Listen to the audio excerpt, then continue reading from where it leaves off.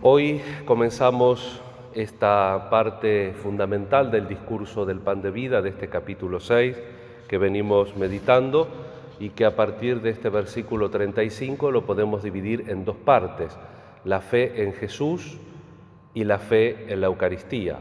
En definitiva, siempre es la fe en Jesús, pero esa persona histórica, la segunda persona de la Santísima Trinidad, que se encarnó para nuestra salvación, es el que posibilita el vínculo entre lo creado y el Creador. Y por tanto, el pan, el primer mediador, es precisamente el cuerpo humano de Jesús. Santo Tomás de Aquino, cuando procese luego la teología en la Edad Media, como va a pasar al Concilio de Trento y al Catecismo, nos va a decir que nosotros en la Eucaristía comemos a Jesús presente con su cuerpo, sangre, alma y divinidad. ¿En qué características? Resucitado. El cuerpo que nosotros comemos de Cristo en la Eucaristía es el cuerpo del Jesús pascual, del Jesús resucitado. Y por tanto, en este Evangelio Juan claramente hace la fe en ese hombre que les está hablando, que le está predicando, que es el Mesías. Y por otro lado, luego vamos a tener la posibilidad de meditar en Jesús también Eucaristía. Para estos verbos tenemos, para este texto, para esta parte de la fe en Jesús, tenemos el verbo de creer, de venir y de permanecer en Él. Y para la Eucaristía tenemos los verbos de comer y de beber, y comer en una cierta graduación, porque le interesa, dicen los exegetas, a Juan, que el texto sea realístico, que la gente no lo tome como algo imaginario, sino como una realidad, este comer la Eucaristía.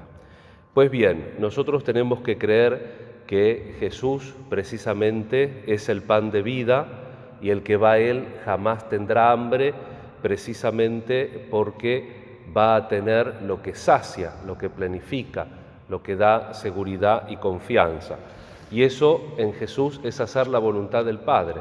Y nosotros también tenemos que hacer la voluntad de Dios en nuestra vida, la cual formulación a veces trae un problema, porque nosotros terminamos pensando kantianamente, como Kant. Kant dice que las cosas son buenas porque están mandadas y son malas porque están prohibidas. Immanuel Kant era alemán, pero en esa época Descartes, que era francés, y Immanuel Kant, que era alemán, las obras filosóficas las escribían en latín. Entonces él acuñó esta frase: bonum quia mandatum, malum quia prohibitum. Lo bueno es porque está mandado, lo malo porque está prohibido. Y no, lo malo es malo aunque uno le parezca bueno y aunque le obligan a hacerlo. Y lo bueno es bueno aunque no estuviera mandado. Si una cosa es buena, realmente es buena en sí misma, y por lo tanto la voluntad de Dios no estriba la arbitrariedad de Dios, sino que la voluntad de Dios estriba en que Él sabe lo que nos conviene, pero para que lo que nos conviene surta efecto en nosotros, nosotros lo tenemos que buscar libremente. Y para ayudarnos puso la pedagogía de la ley, y como el ser humano no se lleva bien con la pedagogía de la ley, estableció entonces la salvación por medio de Jesucristo. Pero siempre tenemos que hacer el acto consciente y libre de aceptar la mano que Dios nos ofrece y tratar de seguir su plan, su voluntad, su designio de amor y de misericordia para el mundo, para la historia y para cada uno de nosotros. Y en cuanto a la lectura de los Hechos de los Apóstoles, comenzamos el relato de la tercera persecución, donde empieza Pablo a intervenir, también con los fines de presentar la conversión de Saulo.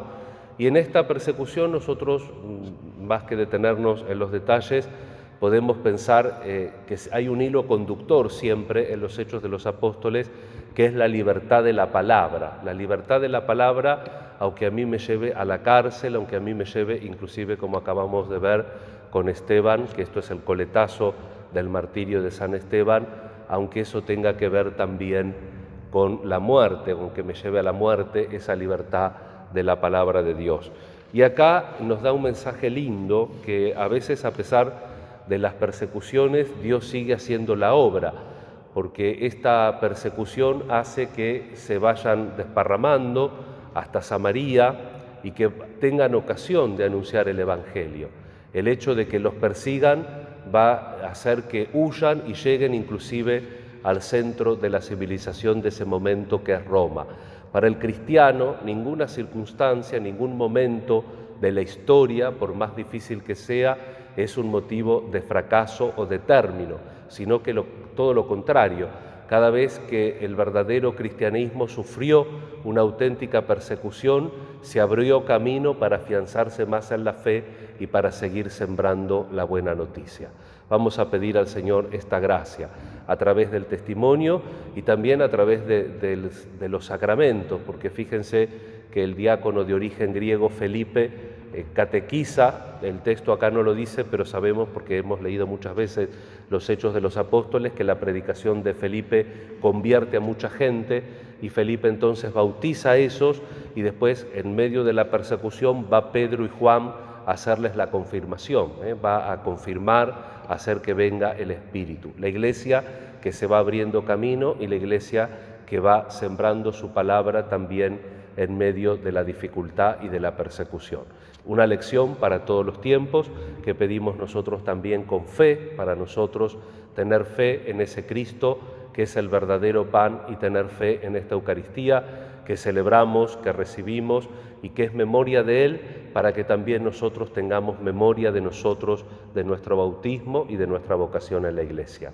Nos encomendamos especialmente a la intercesión de la Virgen, también a Santa Catalina, que ya sabemos que trabajó mucho para que el Papa vuelva de Aviñón a Roma, y le pedimos también al Señor la gracia de nosotros ser testigos, aunque no con la fama de Santa Catalina, pero todos a veces tenemos la misión de ser los unos para los otros testigos y también, cómo no, corregir al otro en la medida de nuestras posibilidades, siempre y sobre todo dentro de los parámetros del Evangelio.